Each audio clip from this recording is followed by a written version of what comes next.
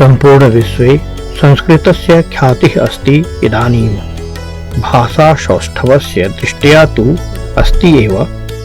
अस्मिन् समये योग अध्यात्म ध्यानादिविषयम् अधिकृत्य जनाः संस्कृतं प्रति बहु आशान्विताः।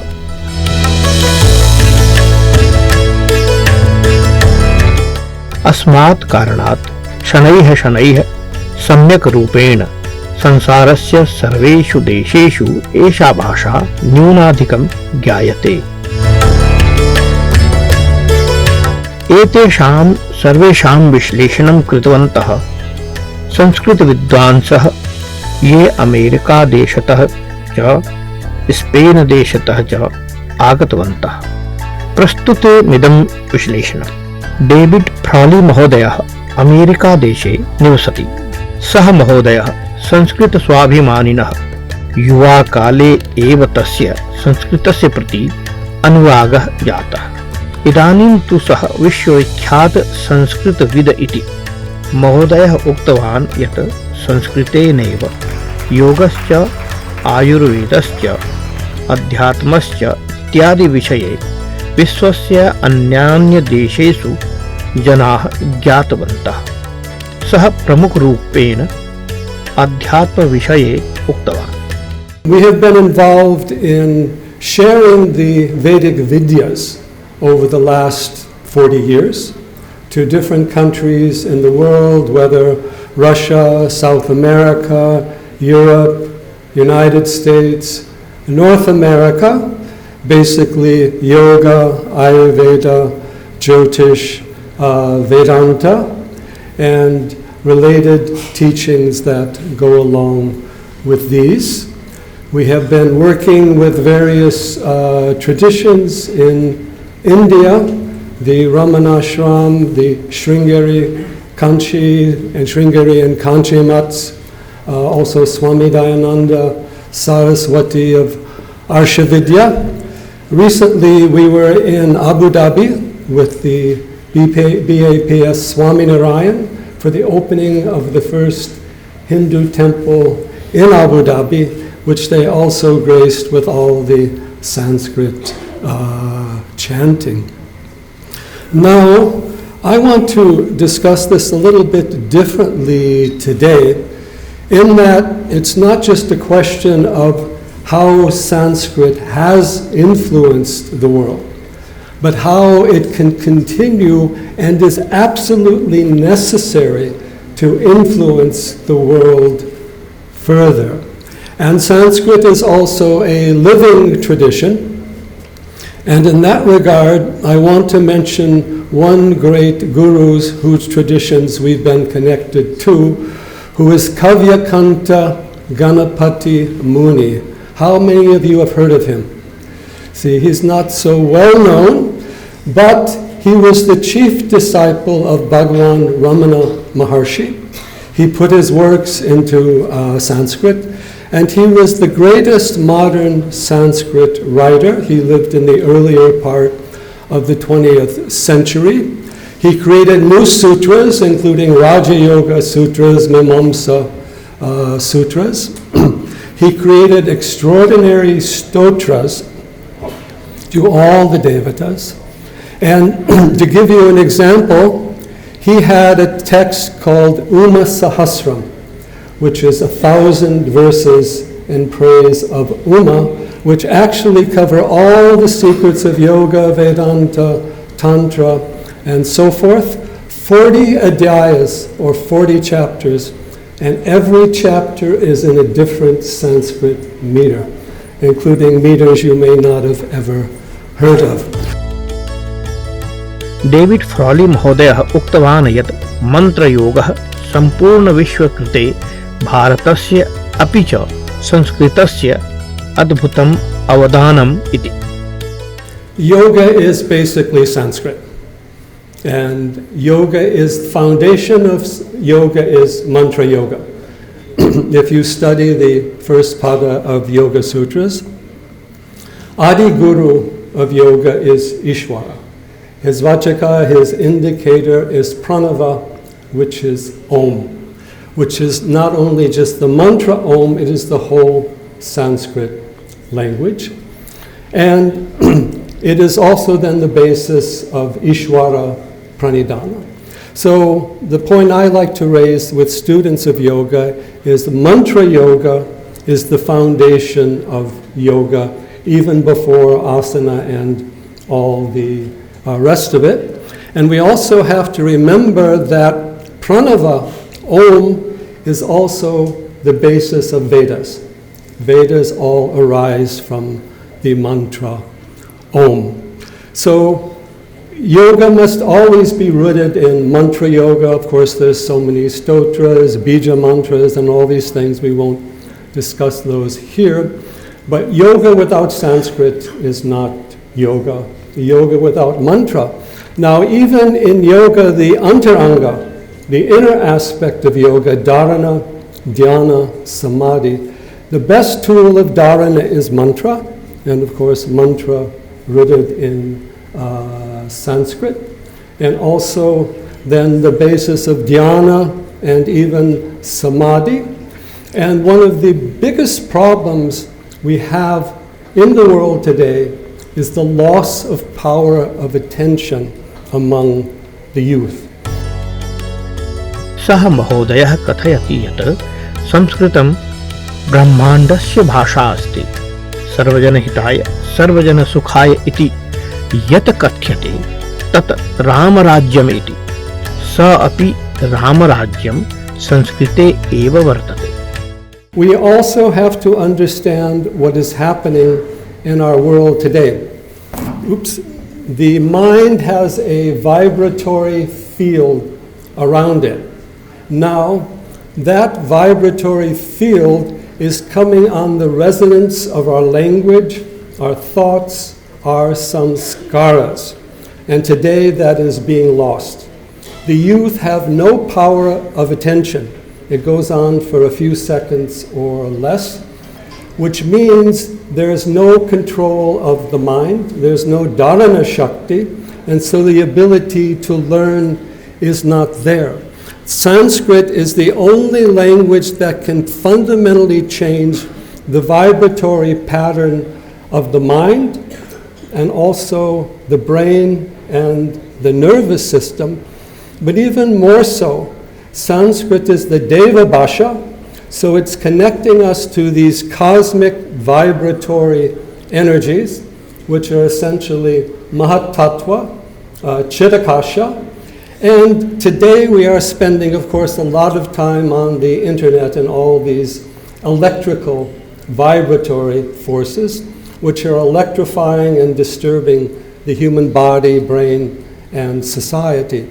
And through the mantra and the Sanskrit language, we can connect to the cosmic mind, the Ishvara, and also the Mahatattva, so that we can have a direct connection with universal consciousness, and we can have access to all the knowledge of the universe, and of course the supreme Atma Vidya, or the self-knowledge, which, by the way, is not taught in any major institutions in the world. We're taught all about the outer knowledge, but not about the inner knowledge or the Atma Vidya. So Sanskrit is the language of the universe. It is the language of the rishis, language of the past, but also language of the future. It's also necessary for this awakening of Bharat.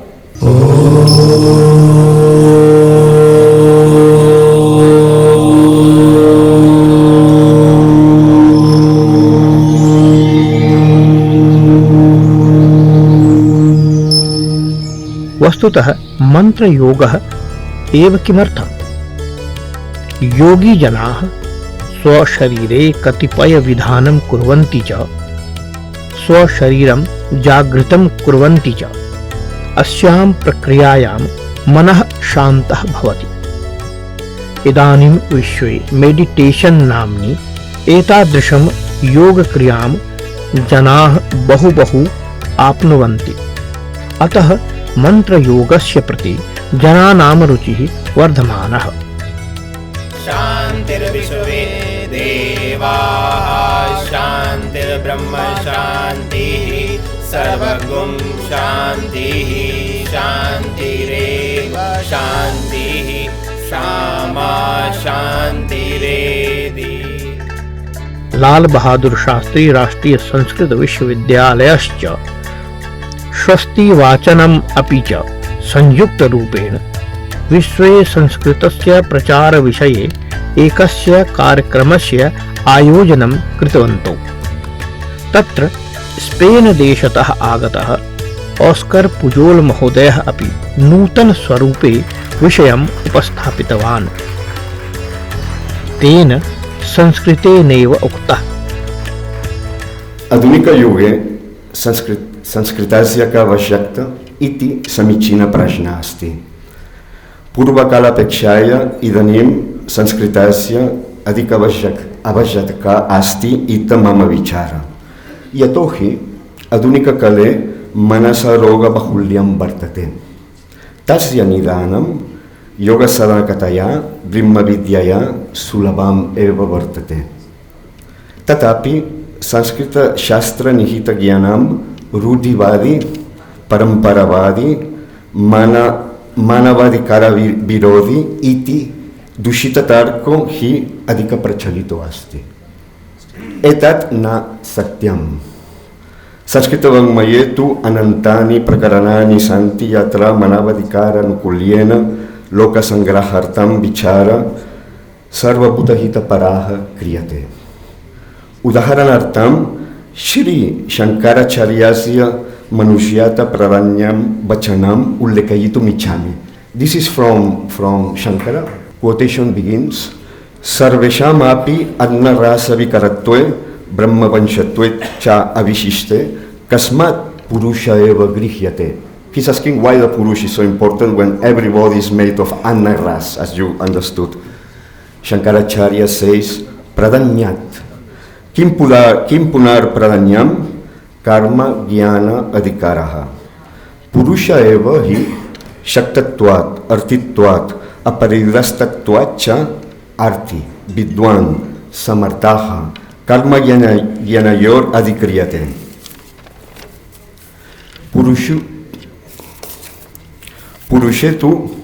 पुरुषेतु एव आविस्तराम आत्मसि प्रज्ञानेन संपन्नतमो विज्ञातं वदाति विज्ञातं पश्याति वेद स्वष्टनं वेद लोकाओ मर्त्येन अमृतम् इच्छति इति एवं संपन्नः। अतः इतरेषां पशूनाम् अशान पिपासा एव विज्ञानम् इत्यादि श्रुत्यंतर दर्शनात् इति श्रीमद् परमहंस परिव्राजकाचार्यस्य श्री गोविंद भगवत पूज्य पाद शिष्यस्य श्री शंकर भगवतः स्वस्ति वचनम् इति शुभमस्तु। ऑस्कर पुजोल महोदयः संस्कृत स्पेनिश संबंधी कार्येषु ख्यातिलब्धः अस्ति। तस्य कार्याणि कार्यक्रमे प्रस्तुतं कृतानि। पुजोल महोदयः संस्कृत अध्यात्म एवं भारतीय संस्कृतिं प्रति उक्तवान्। सः युवानः संस्कृतं प्रति बहु प्रेरितवान्। This is especially for the young people. Do not consider Sanskrit as representing a backward way of life. Sanskrit पिछड़ापन का प्रतीक नहीं है, बिल्कुल नहीं। No? Sanskrit texts are full of open-minded and liberating ideas.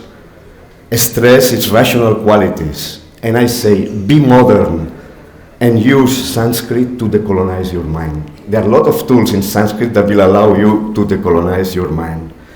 At the same time, do not forget that Sanskrit is not only an analytical language, but a spiritual one, good for singing and meditating, a language for humanity and world peace, a language for dialogue.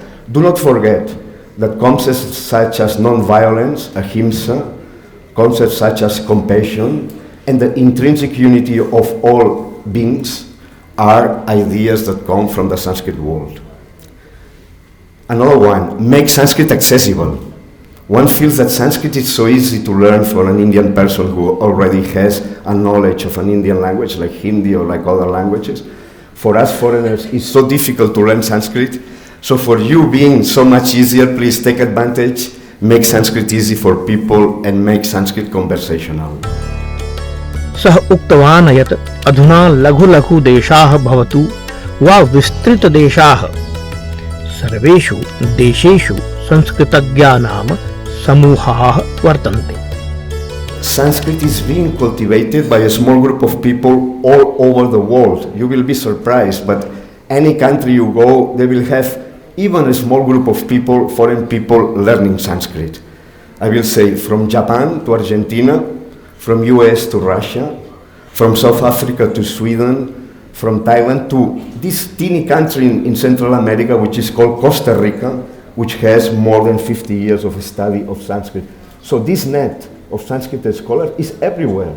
And you could put it to good use to further Sanskrit, not only in India, but in the whole world. अध्यात्मः भवतु वा मंत्रयोगः वा सामान्य योगः, वस्तुतः संस्कृतस्य परिवर्धित स्वरूपम् एव भारतीय संस्कृत्याः वैशिष्ट्यं प्रति लिथुआनिया देशस्य राजदूत महोदया अपि आह्लादिता. सा उक्तवती यत् संस्कृत भाषा सर्वासां भाषाणां मातापितरो अस्ति. Sanskrit might be mother and father of all languages. It had an effect on the intellectuals of our country who went to the villages, because elites spoke other languages which were often imposed by rulers. They rushed to the villages to research that quaint little languages, to ask the peasants speak and record them. And with the comparative linguistics that came into being in the beginning of the 18th century, it became a paradigmal language in the comparative linguistics, where Sanskrit, Latin, Greek and Lithuanian language were put together to illustrate something which is a striking example of not only of lexicographic nature. I mean, there are so many common words or very similar words, but words, as we know, they can be borrowed. They can simply travel from one country, one continent to another. But that research indicated to something which is similarities of grammatical nature, which actually puts us on a very interesting track to track why these languages so far away and such different contexts have been so similar. Then what intellectuals did, we decided to go beyond culture, because yes, as Professor Frawley rightly mentioned, Sanskrit and Sanskriti is basically the same thing. The language carries culture.